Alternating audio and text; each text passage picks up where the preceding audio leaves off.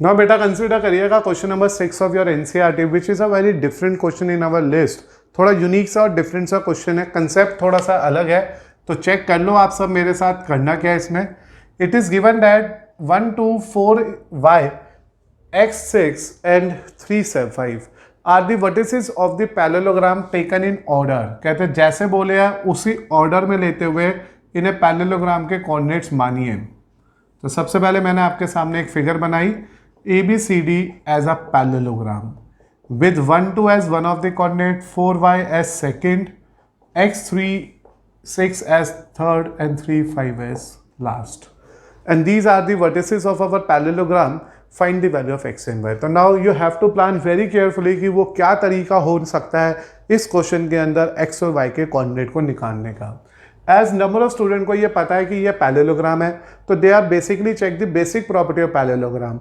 और पैरेललोग्राम में जो सबसे बेसिक प्रॉपर्टीज है वो ये होती है कि अपोजिट साइड का डिस्टेंस इक्वल होता है। तो कहीं ना कहीं नंबर ऑफ स्टूडेंट के मन में चल रहा है AB DC के इक्वल है, AD BC के इक्वल है। तो या तो मैं AB equal to CD and BC equal to AD को प्लान कर सकता हूँ, ये एक तरीका है। दूसरा जो प्रॉपर्टी चलती है वो अपोजिट एंगल्स इक्वल चलते हैं, but in a coordinate geometry there is no concern related to our angle. कोई ऐसा फॉर्मूला ही नहीं है मेरे पास अभी तक जिसमें मैं इसके एंगल तक पहुंच पाऊँ, इसलिए उसको यहाँ पे यूज़ करना हमारे लिए यूज़फुल नहीं हो सकता है। और तीसरी प्रॉपर्टी होती है हर पैरेललोग्राम की कि उसके जो डायगोनल्स होते हैं वो एक दूसरे को बाइसेक्ट करते हैं। तो वी कैन से दैट कि OD equal to OB and AO equal to OC है। तो these are the two choice we have in our question, on the behalf of that हम x और y को plan कर सकते हैं। अगर बेटा मैं डिस्टेंस फॉर्मूला से गया तो मुझे x स्क्वायर y स्क्वायर क्योंकि होल स्क्वायर बनेंगे तो इक्वेशंस बननी शुरू हो जाएगी और उन इक्वेशंस को सिंप्लीफाई करना पड़ेगा। इसलिए it's better to simplify this question with the help of second condition.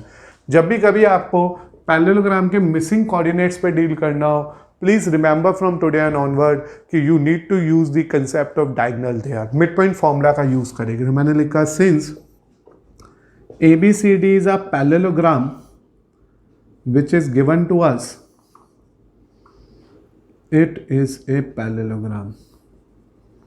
ऐसा ये मेरे को दे रखा है, therefore its diagonals bisect each other at O।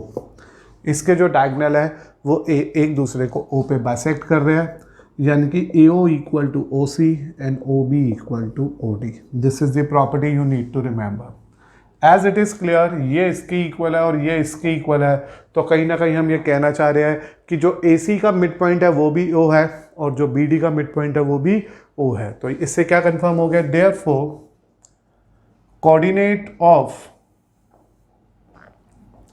midpoints of AC is equal to coordinates of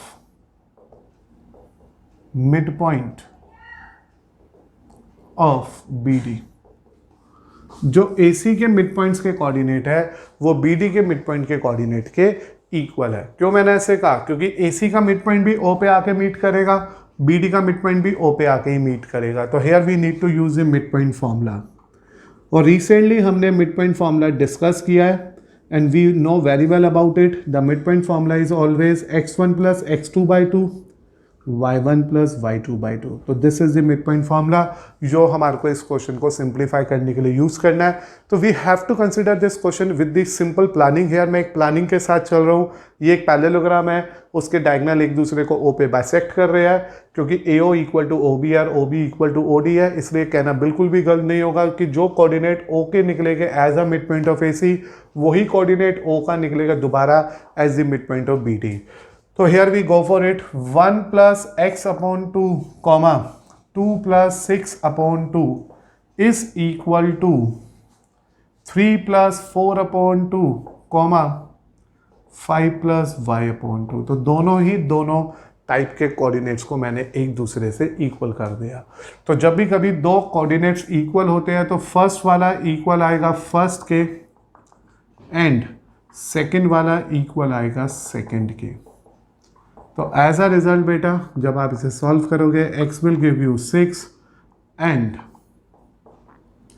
y will give you 3. So in the end of this question we are in a position to say that कि जो value of x और y आ गई है that is basically 6 and 3. तो मुझे यहाँ से जो 2 मिसिंग कोऑर्डिनेट्स चाहिए थे वो मिले 6 एंड 3. तो देखो क्वेश्चन की प्लानिंग है, क्वेश्चन बहुत सिंपल है. ये इन शॉर्ट मुझे समझ आ गया था कि जो मैं O का कोऑर्डिनेट AC से निकालने वाला हूँ और जो O का कोऑर्डिनेट BD से निकालने वाला हूँ, these two coordinate that is O are overlapped, coincide है, एक के ऊपर एक है. जो O इधर से निकला और जो ये O इधर से निकला वो दोनों एक दूसरे को एक ही पोजीशन को शेयर कर रहे हैं. इसलिए जो कोऑर्डिनेट एब्सिसा होगा AC का वही एब्सिसा होगा BD का. एब्सिसा मतलब फर्स्ट वाला पार्ट, तो इन दोनों को इक्वल रख दो. जो ऑर्डिनेट होगा AC का वही ऑर्डिनेट होगा BD का, इन दोनों को भी इक्वल रख दो. On that behalf in the end we are getting the value of x and y, जो अगर हम डिस्टेंस फॉर्मूला से प्लान करते तो it become a very difficult to us to simplify that particular equation. So please remember that whenever there is a question of a parallelogram containing some missing coordinates, तो 100% this work, this particular concept that is diagonal bisect each other work करेगा. अगर आपको लगता है नहीं मैं distance formula से भी चेक करना चाहता हूँ तो प्लीज ट्राई करके देखेगा. यू गेट दैट डिफरेंस कि why this is much much much better method as compare to distance formula. ना बेटा कंसिडर करना है आपको question number 7 which is one of the easiest question of our exercise as well as of our today's lecture. बस question समझ आना चाहिए. It is given that find the coordinate of a point A. एक point ए है जिसके coordinate मुझे पूछे गए हैं. If A B is the diameter of the circle, तो first of all you need to draw a circle, क्योंकि यहीं से पता चल गया एक सर्कल की बात हो रही है और ए बी सर्कल का डायमीटर है. और we know that diameter is a line which is always passing through the centre of the circle. तो A B is the diameter of the circle with centre as 2,3. तो देखो to start with this question it is given that कि जो ये centre है that is O वो 2,-3 है. ये जो B है वो है 1,4 और मुझे कोऑर्डिनेट ऑफ A ढूंढने हैं. तो क्वेश्चन तो इजीली समझ आ गया होगा कि there is a circle AB is the diameter. तो सिंस वी ने लिखा since AB is a diameter of a circle with centre O, क्योंकि डायमीटर है तो उस पर मिड पॉइंट सेंटर हो गया. Therefore O is the mid point of, क्योंकि सेंटर हमेशा ही कहाँ लाई करेगा, AB के बीच में लाई करेगा. तो O is the mid point of AB, क्योंकि अगर ये सेंटर है तो ये रेडियस हो गए और ये आपस में इक्वल हो गए. और अगर ऐसा है तो by the help of by using mid point formula, हमने मिड पॉइंट फॉर्मूला यूज करना है यहाँ पे जो हमने सेक्शन फॉर्मूला से निकाला था. x equal to x1 plus x2 upon 2, y equal to y1 plus y2 upon 2. It's a very simple formula. ना बेटा मुझे a नहीं पता तो मैंने माना let the coordinates of A B, क्योंकि ये फर्स्ट पॉइंट बन रहा है इस सेक्शन फॉर्मूला में, इस मिड पॉइंट फॉर्मूला में, तो मैंने इसे x1 y1 मान लिया. This is already 1,4, this is already 2-3. So now you need to put a value 1/1 to this. So what is x in this formula? So this middle point is known as x. So this is 2 equal to x1 plus 1/2. 4 equal to x1 plus 1. x1 is 3. On the other end, minus 3 equal to y1 plus 4 upon 2. Minus 6 equal to y1 plus 4. y1 is 10. तो hence जो हमारे पास A आ जाएगा that is 3,-10. मैं कहा वो 3,-10 आ गया. तो as a result बेटा मेरे पास ये फाइनल आंसर आ गया जिसमें मैंने एक मिसिंग कोऑर्डिनेट A को फाइंड आउट किया है आप सबके लिए, जिसमें मैंने कहा एक कोऑर्डिनेट है हमारे पास पॉइंट A का, ए बी उसका डायमीटर है, एक सर्कल का और सेंटर है 2,-3 और बी है हमारे पास 1,4. तो बिकॉज ऑफ दैट मुझे ए का कोऑर्डिनेट निकालना था, सेंटर और बी के कोऑर्डिनेट पता थे. मैंने सिंपल प्लानिंग सोची कि अगर ए बी इसका डायमीटर है जिसका सेंटर ओ है तो ओ ए बी का मिड पॉइंट बनेगा. इसलिए मुझे सेक्शन फॉर्मूला में से एक कंसेप्ट पढ़ा था मिड पॉइंट फॉर्मूला, उसे अप्लाई करना है. After using the concept of mid point formula, putting the values of A B and mid point values in the function in the formula, simplifying it carefully, we get that missing coordinate of A as 3, -10. Now बेटा consider करना है आपको question number 8 जिसमें लिखा है A और B are the two respective points of a line segment and we need to find out the coordinate of the point P such that AP is 3/7 time of AB and P is the point lie on a segment AB. तो देखो सब कुछ almost clear कर दिया इन्होंने कि we have a line segment AB with the coordinate of A as -2, -2 and B as 2, -4 and P is the point जो इस लाइन पे कहीं पे लाई कर रहा है और इस तरह से such that AP is equal to 3/7 time of AB. तो कहीं ना कहीं हमारे को ये सेंस आ रही है, ये फील आ रही है कि हमारे को इस कोऑर्डिनेट P को फाइंड आउट करने के लिए सेक्शन फॉर्मूला लगाना पड़ेगा और इस सेक्शन फॉर्मूला के लिए मुझे AP से PB की रेशियो पता होनी चाहिए, लेकिन वो यहाँ पे नहीं पता. So to find out the section formula we have A, we have B, but we never have here as AP to PB. उस रेशियो तक कैसे पहुँचना है, this is the main concern. तो मैंने कहा 4 AP to PB जो मेरा इस क्वेश्चन का सबसे बड़ा रिक्वायरमेंट है, उसके लिए मैं यहाँ सोचना शुरू करूँगा. तो देखो मुझे पता है AP दे रखा है 3/7 time of AB, this is given to us. But इसका कई बच्चे क्या करते हैं, सोचते हैं 3:7 ही रेशियो है. ऐसा नहीं है, क्योंकि this is AB, this is not PB.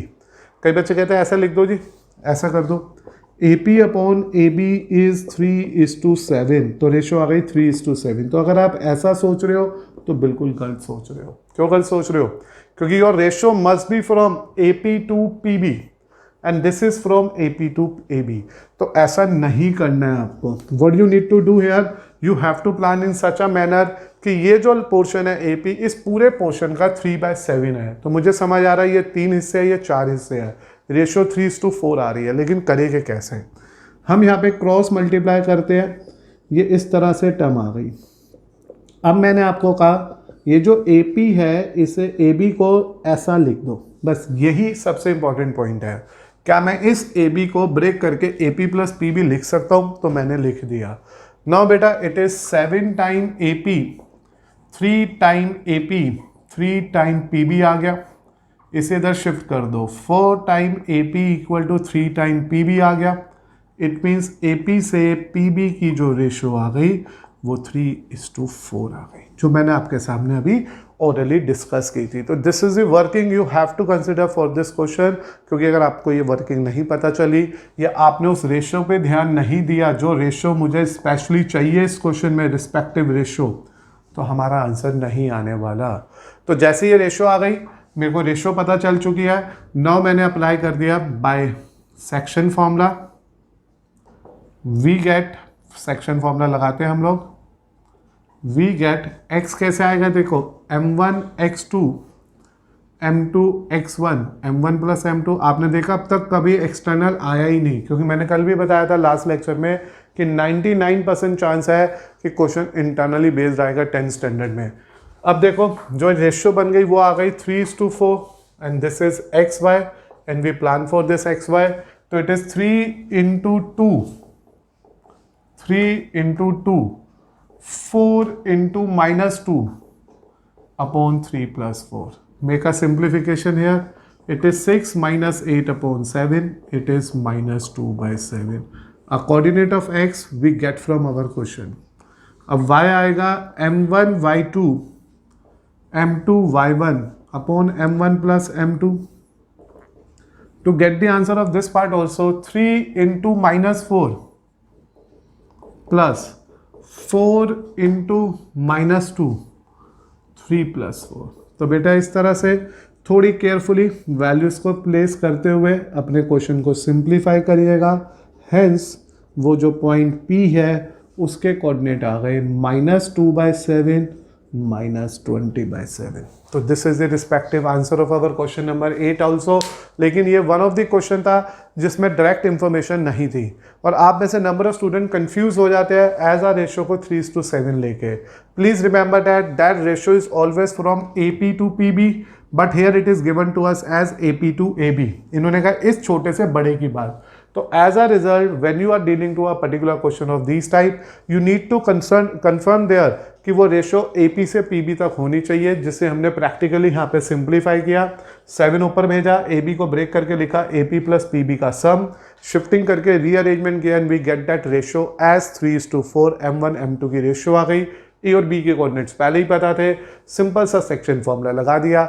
In the end we get the result of our 8 question as -2/7 -20/7। So बेटा we end this lecture here, क्योंकि मुझे उम्मीद है आपको ये NCERT बेस्ड एक्सरसाइज बहुत ईजिली क्लियर हो गई होगी। इस पूरी एक्सरसाइज में हमने टर्निंग क्वेश्चंस देखे, मतलब अच्छे अच्छे क्वेश्चन देखे जो कभी सेक्शन फॉर्मूला पे बेस्ड थे, कभी मिड पॉइंट फॉर्मूला पे बेस्ड थे, कभी रेशियो निकालनी पड़ रही थी, कभी हमारे को कोऑर्डिनेट्स निकालने पड़ रहे थे। तो आपको वैरायटी ऑफ क्वेश्चंस मिले और जिसको आपने बहुत ईजिली और आसानी से कर लिया। कमिंग लेक्चर में मैं इसके प्रीवियस ईयर क्वेश्चंस पे बात करेंगे, then we move to another concept of this chapter.